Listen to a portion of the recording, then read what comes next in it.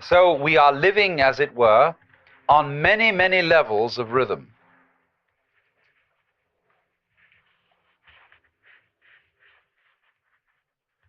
This is the nature of change.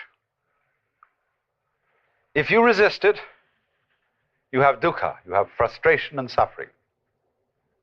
But on the other hand, if you understand change, you don't cling to it, and you let it flow, then it's no problem. It becomes positively beautiful, which is why in poetry, the theme of the evanescence of the world is beautiful. When Shelley says, "The one remains, the many change and pass. Heaven's light forever shines, earth's shadows fly. Life, like a dome of many-colored glass, stains the white radiance of eternity until death shatters it to fragments." Now, what's beautiful in that? Is it heaven's light that shines forever? Or is it rather the dome of many-colored glass which shatters? See, it's always the image of change that really makes the poem.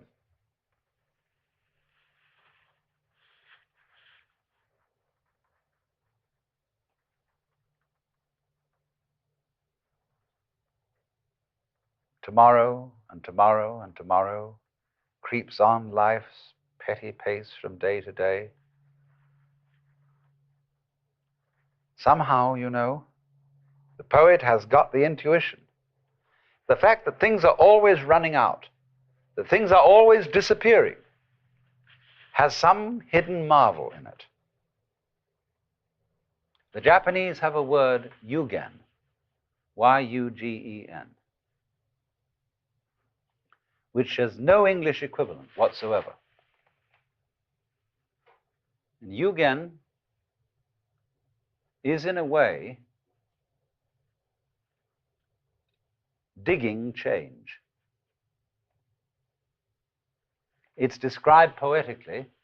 You have the feeling of yugen when you see out in the distant water some ships hidden behind a far-off island. You have the feeling of yugen when you watch wild geese suddenly seen and then lost in the clouds.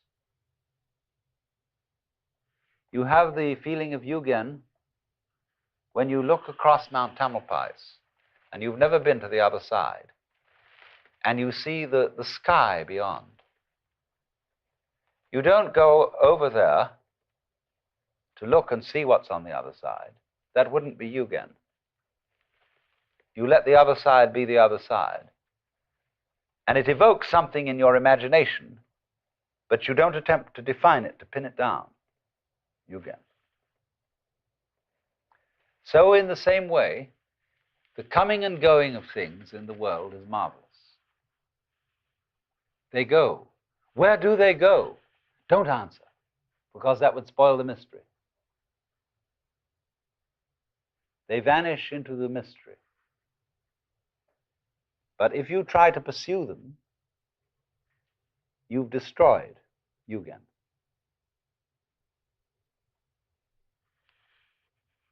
That's a very curious thing, but that idea of yugen,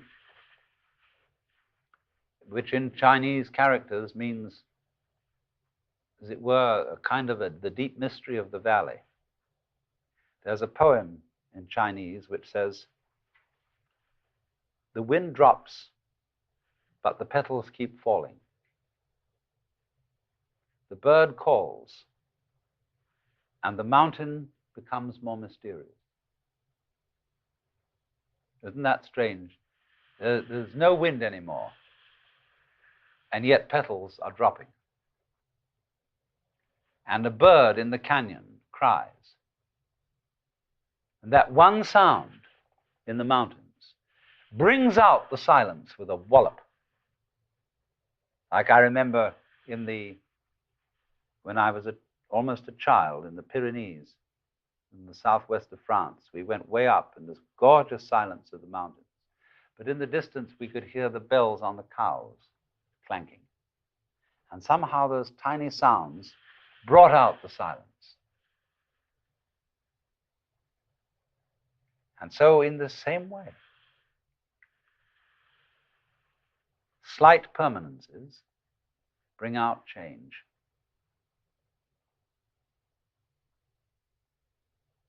And they give you this very strange sense.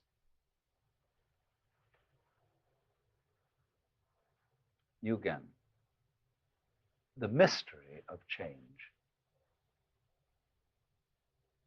You know, in Eliot's poem, The Four Quartets, where he says, the dark, dark, dark, they all go into the dark. Distinguished families, members of the book of the director of directors, everybody, they all go into the dark.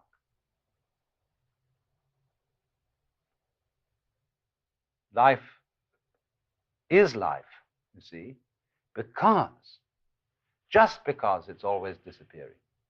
Supposing suddenly, by some kind of diabolical magic, I could say zit, and every one of you would stay the same age forever.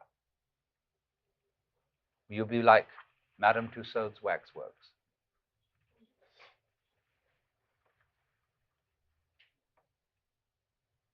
It would be awful. In 1,000 years from now, what beautiful hags you would be.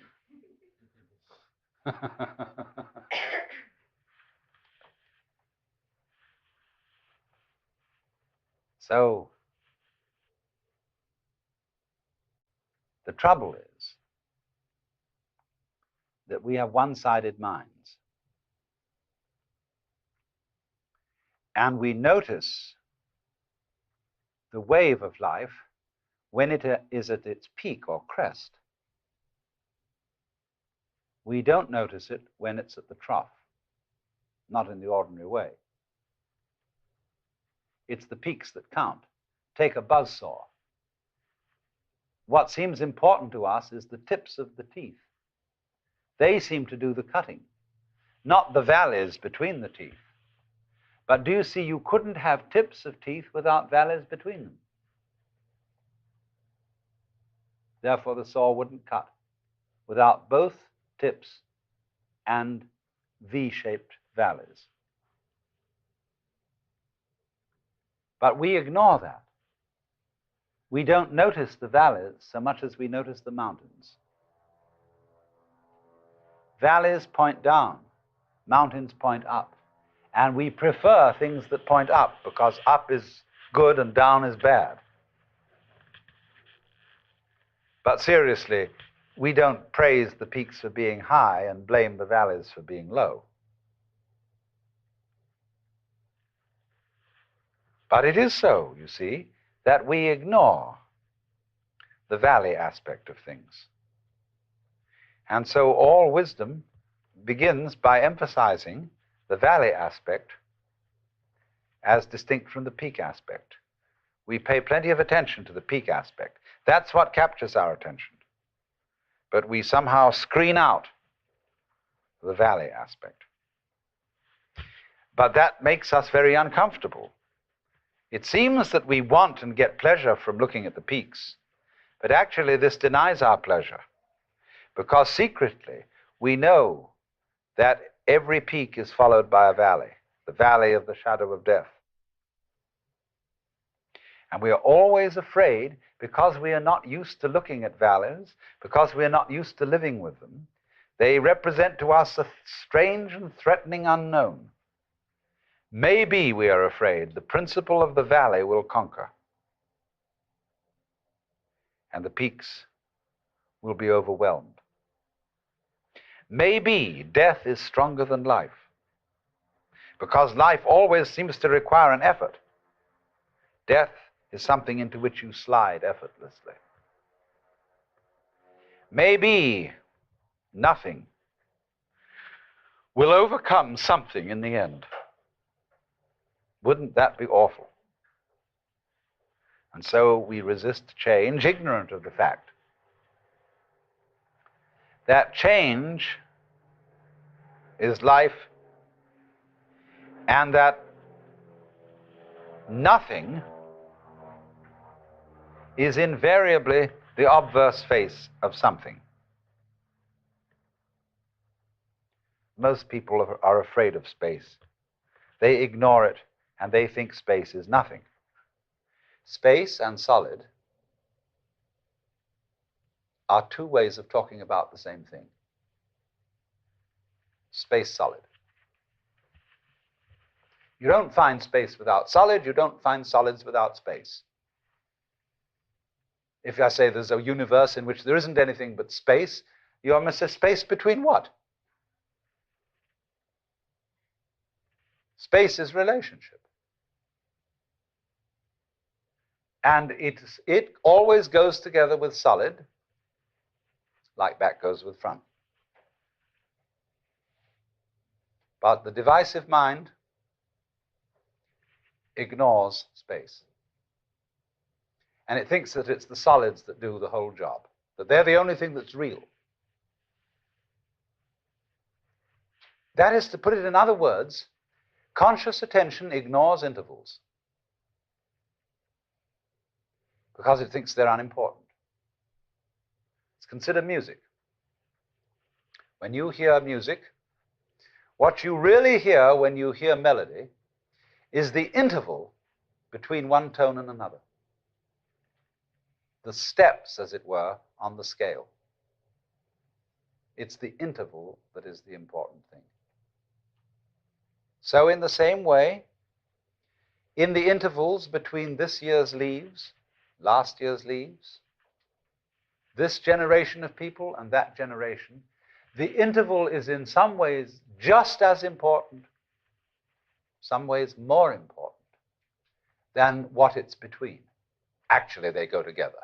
But I say the interval is sometimes more important because we underemphasize it, so I'm going to overemphasize it as a correction.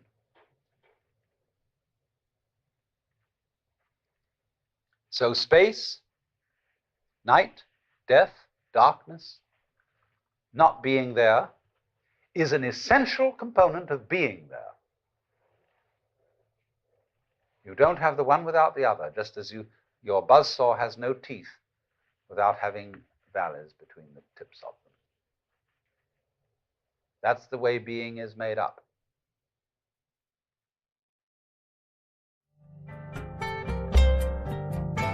This concludes session 11 of Out of Your Mind, Essential Listening from the Alan Watts Audio Archives. Our program continues with session 12.